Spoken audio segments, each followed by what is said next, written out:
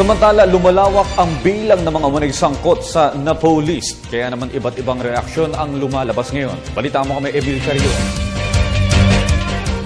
Di pa rin sigurado kung hiwalay na pananaliksik ang isasagawa ng Kongreso sa issue ng pork barrel scam. Mga miyembro ng Kongreso ang ilan sa mga nasa listahan ni Secretary Panfilo Ping Lacson. Ang mga ito ay wala sa orihinal na listahan na iniimbestigahan na ngayon ng DOJ at ng Ombudsman.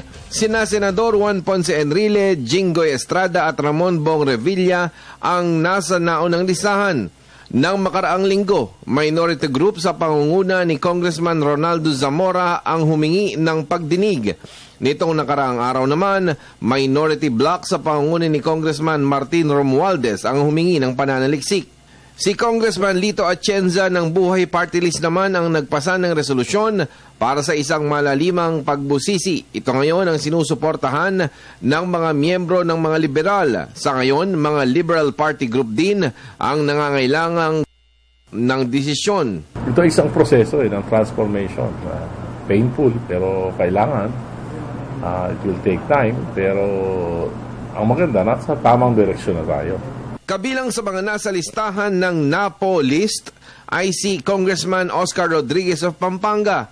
Ikinabigla ito ni Rodriguez na dating mayor ng San Fernando City, Pampanga taong 2007 hanggang 2010. Parang yun ang pampagulo eh. Nagtataka ko, 9 years akong wala dito, biglang-bigla kasama ako doon. I don't know, I cannot explain anything. Basta inilagay lang doon yung mga pangalan namin, samot-samot pa.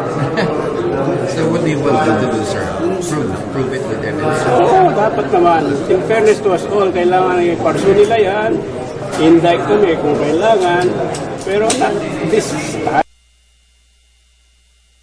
3 milyong pisong pondo naman ang aminadong tinanggap ni Cagayan de Oro City Congressman Rufus Rodriguez.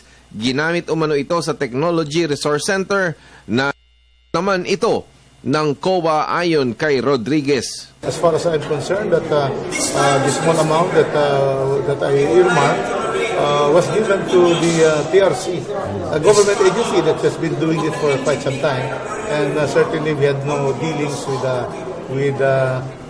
Janet Napoles. Mula sa ulat ni Freddy Abando para sa Telebisyon ng Bayan, ako si Emil Carrion.